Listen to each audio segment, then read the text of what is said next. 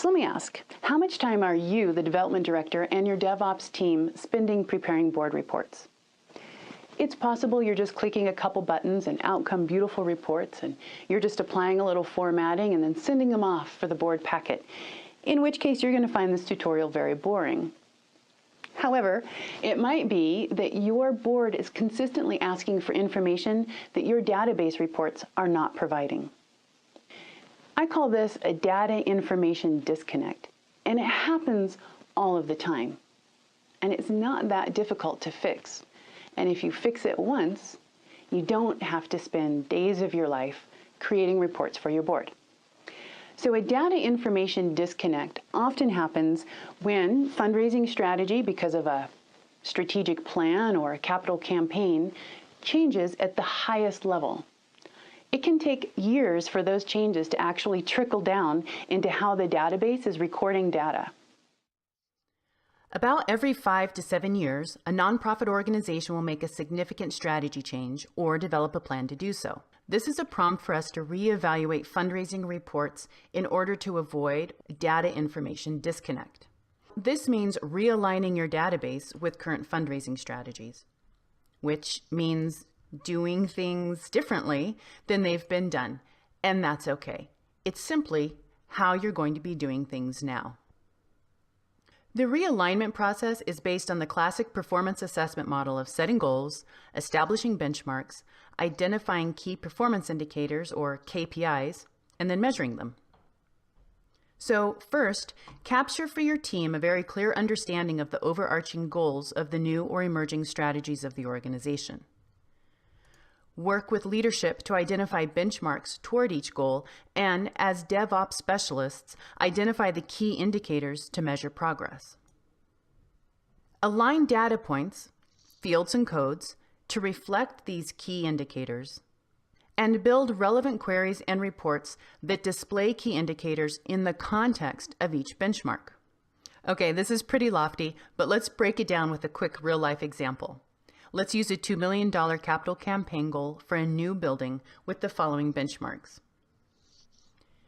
Raise $750,000 in campaign giving from current board members.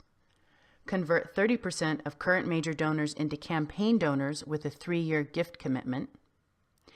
And in year 1, qualify 15 new major donors.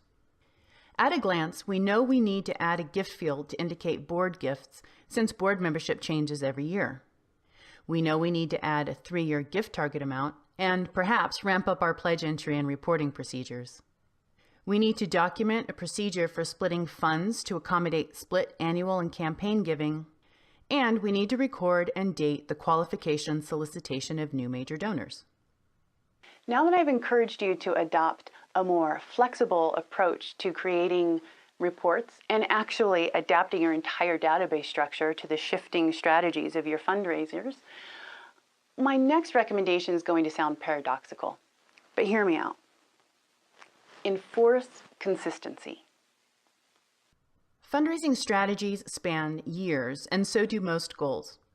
Benchmarks are often annual in nature and rely heavily on year-to-year comparisons. Therefore, it's imperative that data is comparable year over year. So once your reports reflect goals, benchmarks, and KPIs, stick to them. Respond to requests for additional information with addendums, or even better, clarify what benchmark is being measured or what question is being asked, and find the answer in your current reports. And if you must modify reports, try to add, not change.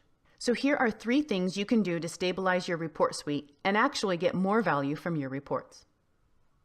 First, work collaboratively with leadership to establish KPIs for the annual benchmarks and strategic goals. It's shocking how often board members do not understand the nature of the information in a report, nor how it relates to fundraising performance. Integrate reporting into the strategic planning process and train board members on how to use them. Build good reports. A report should succinctly answer a clearly stated question. To make meaning, state both the answer and the question in the report, and nothing else, because nothing kills a good report like too much information.